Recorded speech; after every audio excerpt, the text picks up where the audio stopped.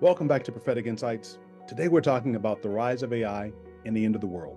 I wanted to jump into this topic because there are a lot of people who are fascinated about the use of this technology, and some are raising alarms. They're concerned that this is a sign that the world is ending, or that we are approaching or will be mandated to receive the mark of the beast, or perhaps a computer chip, and that this is just another step in that long road that is leading towards global annihilation.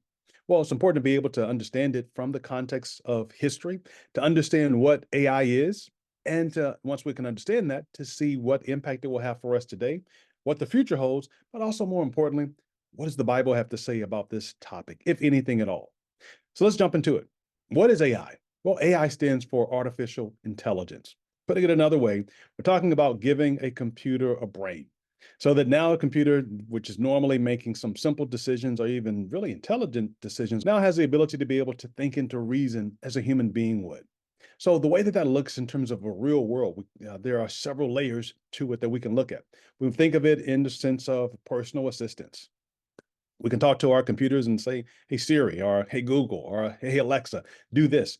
Maybe turn on the lights at this time, or set the temperature here. So those are different things that we may be able to ask and to set simple commands. And of course, the computer is able to execute and to carry those things through. We also look at things in terms of recommendations in our day-to-day shopping. Maybe you're on Amazon or you're at Walmart. You're looking at something maybe in Apple Music, and based off of your viewing habits, your reading habits, etc., the computer would then suggest a recommendation. You read this or you like this. People who've looked at this or like this also like this. So they're taking those algorithms and being able to make recommendations based off of the history that you have and really making a predictive choice very intelligently based off of your history, knowing that this is what you probably would like since we know what you've been looking at in the past. Not only are we looking at that particular area, but we also know that there are areas that it impacts in terms of gaming. Some of the advances there, where we look at video characters that really seem to have a look and feel as a human being. The medical industry, we see it advancing, where doctors are able to use AI to assist in being able to understand or to read X-rays, to be able to help to diagnose certain sicknesses, perhaps even faster. We all have witnessed it in respect of some self-driving autonomous vehicles. Now, I've seen this a number of times myself. I've always been fascinated because you look over and there is no one steering the vehicle. There's no human being inside the car driving it, but the car is driving up and down the road, stopping, turning, all those different things. That's some of the benefit of what we see in terms of AI. So as we've seen it, we know that we will certainly have it for a long, long time, and we'll certainly get used to it. But are there possible dangers to AI? Could AI then be used to help to take over the world? Could it send off a nuclear bomb somewhere? Well, absolutely. Those are possibilities. Whenever we're dealing with anything, even with human beings, those are possibilities. But we can be assured that scientists and engineers and the host of people who spend lots of time really looking at these things, they put in place various safeguards to make sure that that is mitigated, that it will not happen, or that the likelihood of an occurrence will be very small, if at all. So these are different things that are done to be able to help to circumvent that from happening. We hope again that that will not be the case. Now, what about the technology that is being used for AI? We look at the basic structures such as machine learning, and that is really giving the computer lots and lots of information so that it is, in essence, reading this material and understanding it and being able to be taught these things. And so we'll look at pictures, for instance, maybe of dogs and cats and so forth, so that when you talk about something that, hey, show me a cat, it knows to show you a cat versus showing you a dog or showing you a giraffe. It's been taught those things through lots of data machine learning. Now, could that information be skewed or biased to teach the wrong thing? Yes, it absolutely could. We've seen examples of that. And you will look on the news and you'll see different references to where computers have learned the wrong thing. And as a result of learning the wrong thing, they get the wrong output. So it's important to be able to make sure that that data set or that information that is being looked at, that it is clean, that is accurate, and that it will not give the wrong prejudices or bias and so forth. With the use of technology, some are scared that this will probably mean the end of jobs as we know it. So let's look back at history for a moment.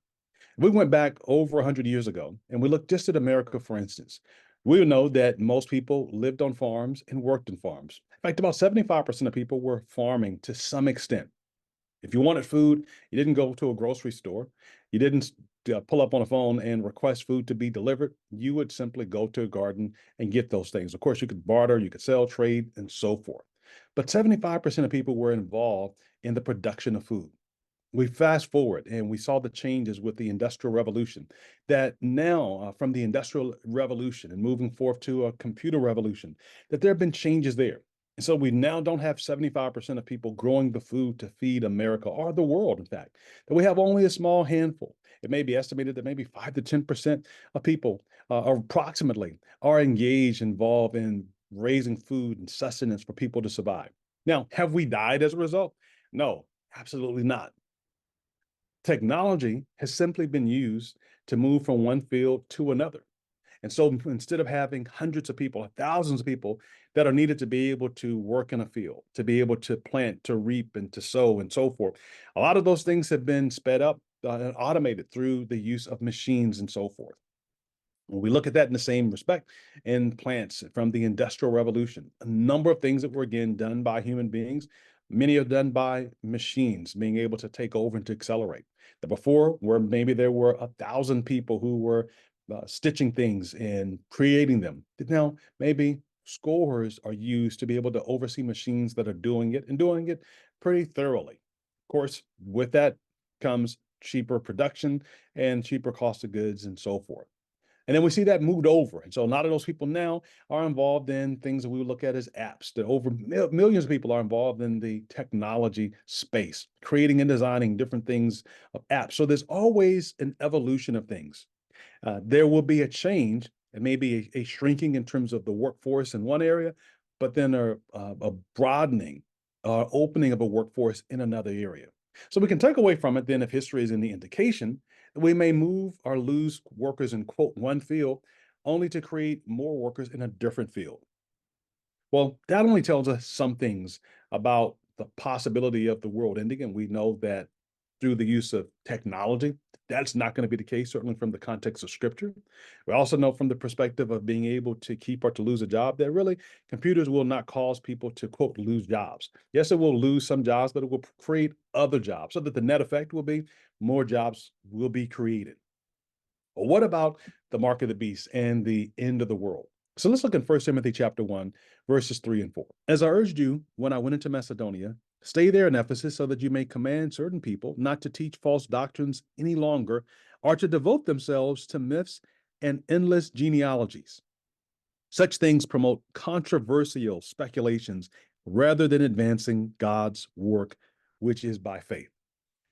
Definitely want to emphasize that there are a lot of people who are emphasizing and talking about myths and genealogies. Or putting it another way, they're really giving over to speculation. They're giving over to innuendos, ideas and myths, things that are not supported, not sustained by the word to be able to bring forth their conclusion. Now, again, we took these same folks and we put them back 200 years ago. With the rise of the Industrial Revolution, then they would have cried out that this Industrial Revolution, this is preparing or causing people or will cause people to be impacted by said mark of the beast or government takeover. And again, history bears out that that is not the case. There's always the tendency of human beings to be afraid of that which is unknown. And in the case of many of our religious extremists, to cry out of things of which they have no knowledge or no understanding or no wherewithal. Paul warns that they create these strifes. And what do? They create a general mistrust or distrust that people have towards others, looking over the shoulder, questioning, creating even surmising, creating and stirring up controversy, things of which really have no merit or no weight, when that which is most essential and which is most needful is the teaching and the preaching of the simple gospel of Jesus Christ. St. Paul also goes further in 1 Timothy chapter 6, describing such persons, says that he is puffed up, knowing nothing, but unhealthy about controversies and disputes about words, out of which come envy, strife, slander, evil suspicions, and constant frictions among men corrupt in mind and unsettled and are destitute of the truth. That's a problem. That many of these teachings, again, That is the core faction of it. It creates doubts, it creates uncertainty, really fueled by what people think and what they perceive. Now, when we know and when we look in Revelation, the Revelation warns us that yes, the time will come in which there will be a mark of the beast that will be enforced upon man.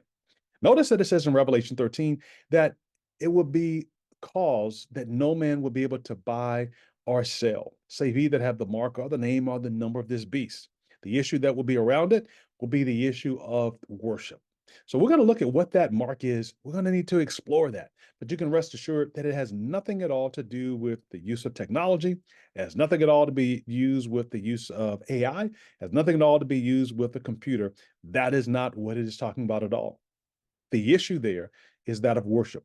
We can see that highlighted in Revelation chapter 14 when we look at verses 6 through 12, where it again clearly calls out that those who receive or who worship the beast are refusing to be able to worship the Creator God. The issue is over worship. The issue is not over technology, but the issue is over worship. Now, I would be remiss if I didn't say that in all things, in all advancements, there always must be safeguards to take. As great as technology is, there are certainly pitfalls that are there. We can use it just as anything else to be a blessing and a benefit to humanity, or we can use it just like anything else to be a detriment and a curse to humanity. My prayer is that we might use it aright and that we need not be afraid of it, but use it wisely and intelligently to the glory of God and to be a blessing to all mankind. So until next time, may God continue to bless and keep you.